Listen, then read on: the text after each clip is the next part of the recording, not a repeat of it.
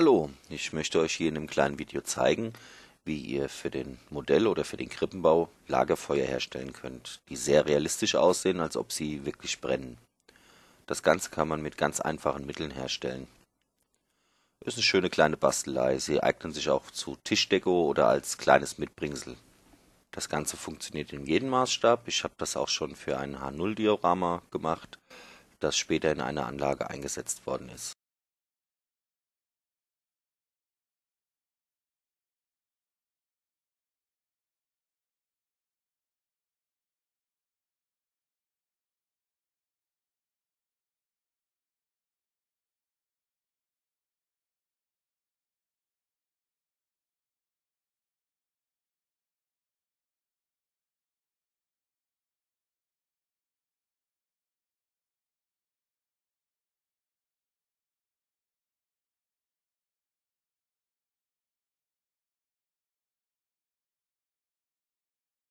Gut, fangen wir mal an mit den Windlichtern.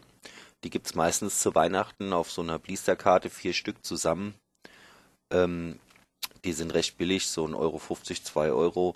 Aber ich habe auch schon welche im Dekoladen gekauft, weil ich unbedingt eins haben musste für ein Lagerfeuer und dann habe ich 2,50 bezahlt. Aber auch das ist ja nicht die Welt. Ihr solltet aber gucken, die Windlichter oder Teelichter, die gibt es in zwei Varianten. Einmal brennen die einfach nur, haben dann so einen orangen Schein und einmal gibt es die als Flackerlichter. Für das Lagerfeuer eignet sich das Flackerlicht eigentlich besser. Das Windlicht muss ein bisschen vorbereitet werden. Als erstes entfernen wir obendrauf diese Spitze, die die Flamme darstellen soll. Das tut man einfach ein bisschen nach links und rechts biegen. Da sind so zwei Noppen unten, die rutschen dann da raus. Als nächstes, die LEDs leuchten immer direkt nach oben. Und wir wollen ja, dass das gesamte Lagerfeuer schön leuchtet. Tun wir mit Schmirgelpapier, den glänzenden Kopf von der LED, so 180er Schmirgelpapier, tun wir schön rau anschleifen, so dass der undurchsichtig wird, so milchig. So, kommen wir zu unserem CD-Cover. Der ein oder andere hat sich mit Sicherheit schon gefragt, für was wir das brauchen. Das ist nachher der Hauptbestandteil unserer Glut. Schlag das in einen festen Stoff ein. Ich habe dafür eine alte Jeans genommen und zerschlag das mit dem Hammer in ganz, ganz kleine, feine Stücke. Wir brauchen sehr, sehr feine Stücke.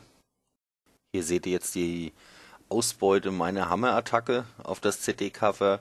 Ungefähr so groß müssen die Stücke sein. Das Windlicht kann jetzt vorbereitet werden, farbig gestaltet werden, je nachdem, ob ihr es einsetzt oder direkt so hinstellen wollt.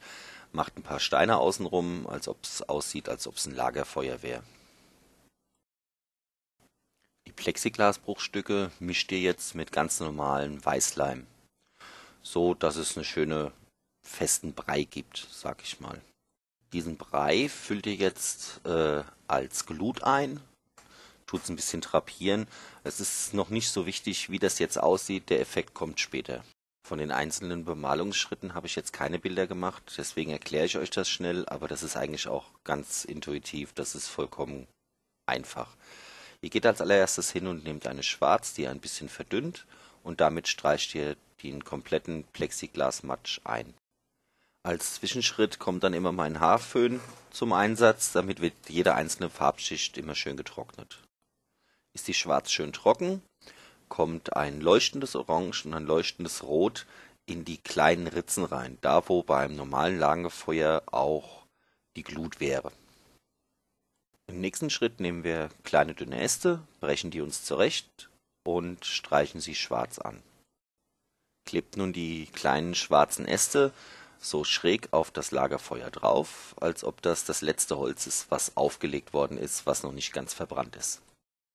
So, im letzten Schritt, der das Ganze dann wirklich realistisch nach Glut aussehen lässt, nehmen wir einen Borstenpinsel, nehmen ein wenig weiße Farbe auf und streichen diese weiße Farbe auf einem Stück Pappe zum Beispiel fast vollständig ab, so dass der Pinsel wirklich nur noch einen Hauch von Farbe hat. Diese ganze Technik nennt sich Granieren. Das kennt ihr Modellbauer mit Sicherheit alle. Dann wird mit diesem fast vollständig trockenen Pinsel wird ganz leicht über die Oberfläche drüber gegangen und das simuliert in dem Fall die Asche bzw. die Reste der Glut. So, und da ist es auch schon fertig. Ruckzuck gebaut, sehr effektvoll und Leute, die sich mit Modellbau nicht beschäftigen, werden sich fragen, wie ihr das hingekriegt habt. Ja, ich hoffe, es hat euch gefallen und würde mich freuen über ein Like oder vielleicht sogar über ein Abo. Tschüss, macht's gut, bis demnächst.